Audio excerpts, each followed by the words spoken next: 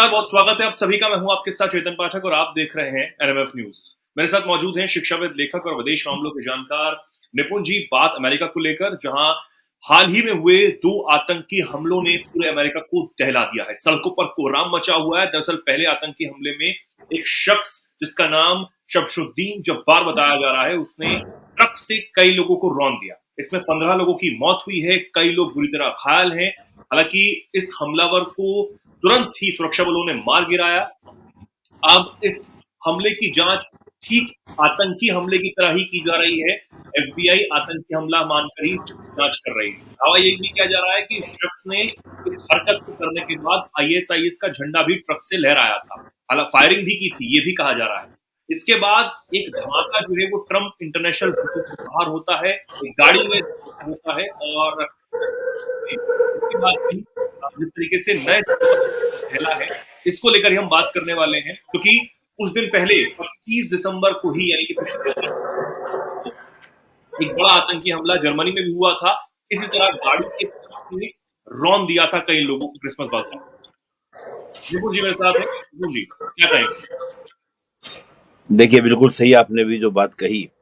जिस प्रकार से जर्मनी में हमला होना और अभी अमेरिका में ये 3 हमले होना, और वो भी न्यू ईयर के सेलिब्रेशन के दौरान, यानी कि अभी वो तैयारी सेलिब्रेशन चल ही रहा है, उस दौरान ये हमले होना।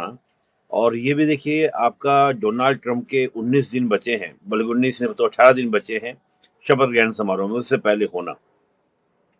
ये कहीं न कहीं एक साफ इशारा भी दिखता है कि जो चरमपंथ है, कट्टरपंथ जो है, वो अमेरिका के अंदर क्या है, बिल्कुल गहराई तक जा चुका है। और डोनाल्ड ट्रंप के हावी जो हो रहा है। टेन्योर में है, जो डोनाल्ड ट्रंप का जो टेन्योर होने वाला है, उसमें हो सकता है कि इस प्रकार के इंसिडेंट और बढ़े। और देखिए, इस हमले में एक बड़ी बात ये भी देखने को आ रही है, जिसने एलन मस्क को भी क्या कहे कहीं न कहीं चिंता में डाल दिया है, वो है कि 2 हमलों में, 3 में से 2 हमलों में टेस्ला जो गाड़ी है, उसका प्रयोग होना। जी। जो ट्रक से रौंदा 15 लोगों को टेस्ला की गाड़ी थी, और डोनाल्ड ट्रंप के होटल के बाहर जो अटैक हुआ, वो भी टेस्ला की गाड़ी में हुआ। तो ये भी कहीं न कहीं एक टेस्ला की इमेज को लेकर भी हम जानते हैं कि डोनाल्ड ट्रंप और एलन मस्क का जो एक कहते हैं ना कि एक जो उनकी बॉन्ड है। जुगलबंदी है, उनका जो रिलेशनशिप है, वो जग जाहिर है।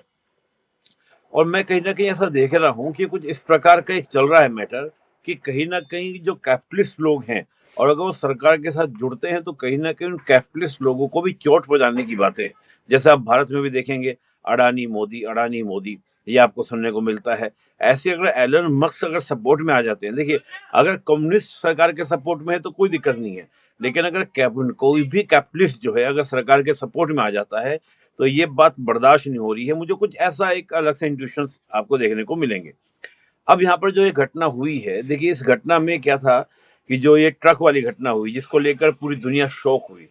बाकी और घटनाओं को तो अभी ये देखिए एनालिसिस होगा, जांच होगी, पता चलेगा कैसी हुई, क्या हुई।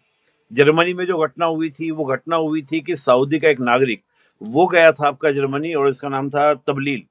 तबलील गया जर्मनी के अंदर, उसने वहां पे अटैक किया। बाहर का सऊदी बेस्ड व्यक्ति था जो आईएसआईएस का सऊदी में कट्टरपंथी वांटेड बन था। गया था। हाँ, वो सऊदी नागरिक था।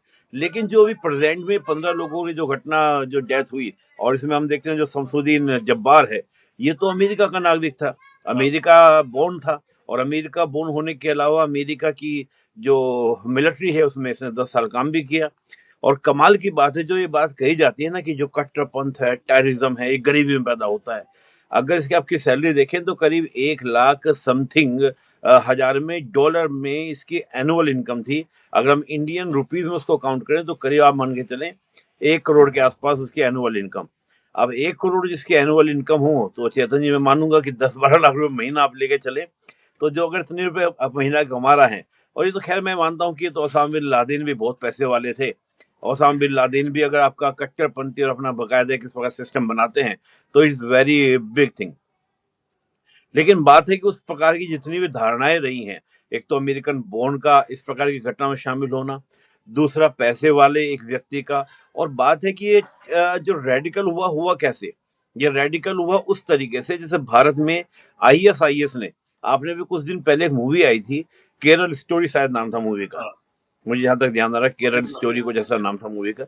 उसमें ये बात दिखाई गई थी कि आईएसआईएस ने जो सोशल साइट्स होती हैं, उनको सहायता लेकर, सोशल मीडिया की सहायता लेकर आप उन काफ़ी सारे युवाओं को रेडिकलाइज़ किया था, जो बाद में जाके आपका आईएस, आईएएस भी जॉइन किए थे। वही बात अमेरिका के यहाँ पर भी क्या हुआ है, प्रयोग हुआ है। तो ये कहीं न कहीं जो सोशल मीडिया का एक मिसयूज़ जो होता है और मिसयूज़ इस लेवल तक कि टेररिस्ट एक्टिविटीज़ को उसमें बढ़ावा दिया जाए और एक अच्छा खासा व्यक्ति जो इस प्रकार से यानी कि जिसने 10 साल तक मिलिट्री में काम किया हो, एक पैट्रियट फीलिंग जिसके अंदर रही हो और उसके अलावा एक अच्छा खासा पैसा कमाने वाला भी हो और दूसरा आपका नेशनलिस्ट हो उसी कंट्री का, बोर्न हो। तो अगर ऐसे व्यक्ति रेडिकल हो सकते हैं, तो चेतन जी इस वेरी टेंसिफुल सिचुएशन, मतलब इसको हम कहेंगे कि एक ऐसी सिचुएशन है जिस पर आपको विचार करना होगा कि आखिर हो क्या रहा है और ये टेररिज्म कैसा पैर फिसल रहा है। लेकिन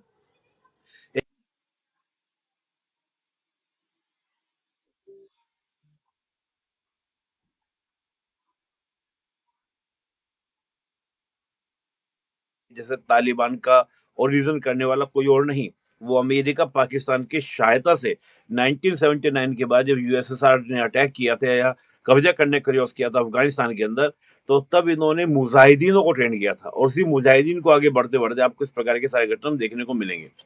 तो कुल मिला के अमेरिका की भी जो नीति थी, अमेरिका जिस प्रकार से टेररिस्ट को या रेडिकल्स को सपोर्ट करता है, बांग्लादेश में जिस प्रकार से सपोर्ट कर रहा है, तो कहीं ना कहीं वो सारी चीजें जो हैं आज अमेरिका के लिए भी क्या हो गई, खुद के लिए नुकसानदायक हो गई है। बिल्कुल। तो निश्चित रूप से अगर देखिए अमेरिका को मैं फिर भी चलिए कुछ भी बात हम कहें, लेकिन एक डेमोक्रेटिक कंट्री होने के नाते और हम देखें ईस्ट का अगर कोई एक स्टेबल डेमोक्रेसी है वो हम हैं, और वेस्ट में अगर हम देखें तो दो देश ब्रिटेन और अमेरिका, इनको हम एक स्टेबल कंट्री डेमोक्रेसी के बोलते हैं कि काफी लंबे समय से डेमोक्रेसी लेके चल रहे हैं। तो डेमोक्रेटिक कंट्रीज में अगर इस प्रकार के वायलेंस होते हैं, अहिंसा होती, वो हिंसा होती है, तो इस वेरी ये बहुत ही सोचने वाली बात है और हमको 9/11 जैसे इंसिडेंट याद आते हैं। और मुझे लगता है कि इसमें कई साजिशें भी होती हैं। देखिए साजिशें क्या, कि जैसे कोविड का आना, चीन का अपने आप को प्रभुत्व को स्थापित करने का प्रयास करना। अब अगर अमेरिका इस तरह के अटैक के बाद कोई बड़े स्टेप्स लेता है, तो वो अमेरिका उसको कैसे हैंडल करता है, वो बहुत कुछ क्या करेगा, डिपेंड करेगा। इसलिए मैं आज की तारीख में कहता भी हूँ, कई बार चर्चा में कहा भी है कि जो आज प्रेजेंट की दुनिया है वो एक ट्रांजेक्शन फेस में है और एक क्योस की स्थिति है। इसमें देखना होगा कि ऊंट किस करोड़ में बैठेगा। तो बहुत सारी बातें इसमें जुड़ जाती हैं, लिहाजा देखना होगा आगे की न्युकैरी होती है, क्या बिल्कुल। क्या निकल के और बातें जिस आती तरीके से आपने जिक्र किया शुरुआत में कि एलन मस्क की जो कंपनी है उसका उसकी गाड़ियों का इस्तेमाल यहाँ पर किया जाता है, ट्रंप के कार्यकाल शुरू होने से पहले इस तरीके के हमले वहां पर हुए, और जिस तरीके से आतंकी हमले का जो ट्रेंड एक तरीके से एक अलग हुआ है, क्योंकि जर्मनी में हम देखते हैं कि गाड़ी से रौंद कर कई लोगों को मारा जाता है, और यहाँ भी ठीक उसी तरीके से वही पैटर्न अपनाया जाता है, यानी कि आतंकी हमला किस तरीके से करना है उसमें भी चेंज यहाँ पर आया है।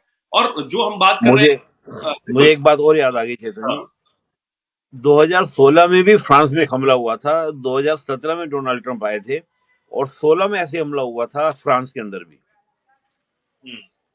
आप समझ रहे हैं? तो 16 में भी इस प्रकार की बातें हुई थी और अब आपका 2024 में यानी कि आपका एकदम स्टार्टिंग में, न्यू ईयर के स्टार्टिंग में 18 दिन के बाद शपथ ग्रहण करवाने के मतलब होने के लिए कि भाई ट्रंप आने वाले हैं। तो मैं ये मान रहा हूँ कि ये हमला जो है अमेरिकन स्टेट के ऊपर तो है ही, लेकिन साथ ही क्या डोनाल्ड ट्रंप और एलन मस्क दोनों के ऊपर है। और मुझे लगता है कि आगे इस प्रकार की पॉसिबिलिटीज बनेंगी और अमेरिका जो दम भरता है, देखिए अमेरिका के बारे में ये कहा जाता है, अमेरिका खुद अपने बारे में कहता है कि हम एक अजय राष्ट्र हैं, हमारे यहाँ कोई पंछी भी पर नहीं मार सकता। और देखिए कोई भी स्टेट जिसको हम सुपर पावर बोलते हैं, ताकतवर बोलते हैं, वो खाक सुपर पावर है कि अगर वो अपने लोगों को सिक्योरिटी नहीं दे पा रहा है। स्टेट की कहीं ना कहीं जो एक लेजिटिमेसी होती है, हम किसी भी देश की बात करें, तो उसकी सबसे बड़ी जिम्मेदारी क्या होती है, अपने नागरिकों को सुरक्षा देना। सबसे मेन मेन भाई स्टेट जो आया था वो इसलिए बना था स्टेट, उसने कहा, लोगों को कहा, एक राजा जो पहली बार राजा बना, राजा ने ये कहा कि मैं तुम्हें सुरक्षा दूंगा, बदले में तुम मुझे टैक्स देना। तो राज्य का जो जन्म है वो इसी कारण हुआ था। तो इसलिए कहा भी जाता, आप देखेंगे भारत में बार बार मोदी सरकार बार बार बोलती है कि जब से हम आए हैं, पहले आतंकवादी हमले जगह जगह होते थे, लेकिन अब हमने आतंकी हमले होने कश्मीर तक और कश्मीर के भी 2.5 डिस्ट्रिक्ट तक सीमित कर दिए हैं। मीन दैट इस बात को लेकर भारतीय जनता मोदी जी को बहुत लाइक करती है कि मोदी जी ने हमको सिक्योरिटी दी है। बाकी सब बातें बेमायनी है, भाई आप फ्री का कुछ भी देते रहिए, लेकिन आप सुरक्षा अगर नहीं दे पाते हैं, तो मीन दैट आप एक सक्सेसफुल या एक आपका सिक्योरिटी अगर आप कहें तो आप एक स्टेट की कॉन्सेप्ट को पूरा नहीं करते हैं। तो बिल्कुल। स्टेट की सिक्योरिटी देना इज वेरी मेजर थिंग। तो ये बहुत ही चिंतनीय और बहुत ही मैं मानता हूँ कि बड़ा और बड़ा विषय है अमेरिका जिस के तरीके लिए। से आपने जिक्र भी किया कि हम सब जानते हैं कि इन दिनों एलन मस्क और ट्रंप की दोस्ती कितनी गहरी है, और उस दोस्ती पर भी घात लगाने की कोशिश यहाँ पर टेस्ला की गाड़ियों का इस्तेमाल करके की गई। नहीं नहीं, दोस्ती पे नहीं। देखिए मैं फिर कह रहा हूँ, इज नॉट ए फ्रेंडशिप। बात बात फ्रेंडशिप की नहीं है। मेरी बात को आप समझिए।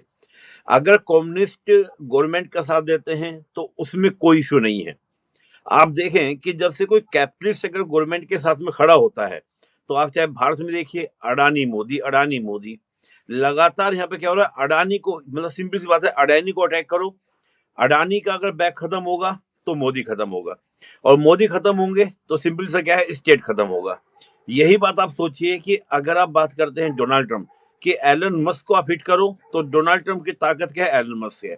एक इस प्रकार का नैरेटिव कह लीजिए या इस प्रकार का एक अप्रोच बनाकर ये जो हमले में कुछ इस तरह से इसको जोड़ने का प्रयास करता हूँ कि अडानी पे अटैक नहीं हो रहा है, अटैक वो मोदी जी पे हो रहा है। हम्म, ये कि जैसे नैरेटिव एक आपने, की कोशिश की जा रही है। बिल्कुल, बिल्कुल, हाँ, बिल्कुल। एक जार्ज सोर्स जो है हमने सुना होगा, उनका एक आर्टिकल अभी मैं देख रहा था पिछले दिनों जब निकला था, तो उसमें ये बात जब बीजेपी ने उठाया उस मुद्दे को, तो उन्होंने लिखा था उसमें एक आर्टिकल में कि अगर अडानी का बैक खत्म हो जाता है तो वैसे ही एलन मस्क का बैक खत्म हो जाता है और डोनाल्ड ट्रंप कमजोर होगा।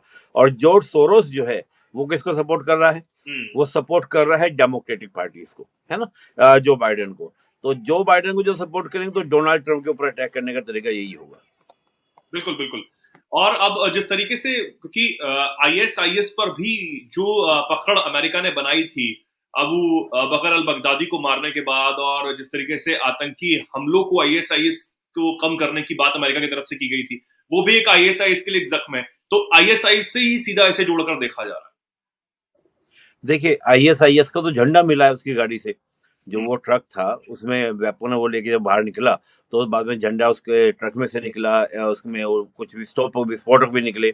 और दूसरा क्या था, देखिए आप एक बात देखिए, सीरिया सीरिया गढ़ था किसका, आईएसआईएस का। बिल्कुल। आईएसआईएस का जो पूरा नाम वो यही है, Islamic state Iraq and Syria.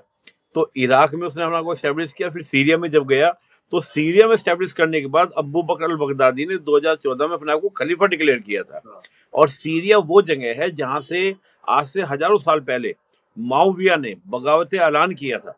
बगावत की थी किसके अगेंस्ट, मोहम्मद अली के अगेंस्ट, उसमें खलीफा था। और मतलब बहुत सारी कहानी इसमें जुड़ती है। तो सीरिया जो है एक बहुत ही मेजर पॉइंट है, और सीरिया में जिस प्रकार इस समय आपका तख्ता पलट हुआ, और वहां पर बहुत सारे मिलिशियंस ग्रुप्स जो हैं, चाहे वो आपका एसटीएस हो, आईएसआईएस हो, इनमें एक सिविल वॉर की कंडीशंस हैं। और वहां पर अमेरिका, इसराइल, टर्की की भी जो प्रेजेंट होना, तो मैं इसको वहां भी देख सकता हूँ कि आईएसआईएस का जो हमला इस समय होना, ये कहीं ना कहीं सीरिया में भी अपनी बढ़त को आगे बढ़ाने का प्रयास है, कि हम्म, ताकि आईएसआईएस जो है वहां पर आपका जो सीरिया है वहां पर अपना कंट्रोल ज्यादा बढ़ाए। बिल्कुल। और अब देखने वाली बात होगी कि आखिर ट्रंप के आने के बाद क्या इन हमलों में या फिर इन गतिविधियों में कमी आती है, और कैसे ट्रंप इन चीजों को लेते हैं। ये भी एक बहुत बड़ी बात हो जाती है। फिलहाल के लिए बहुत बहुत धन्यवाद निपुण जी, आपका हमारे साथ जुड़ने के लिए, और साथ ही हमारे दर्शकों का बहुत बहुत धन्यवाद। आप इस पर क्या कुछ सोचते हैं, क्या कुछ कहना चाहते हैं, कमेंट सेक्शन में आप जरूर अपनी राय रखें, और ऐसे ही जुड़े रहें एनएमएफ न्यूज के साथ। नमस्कार।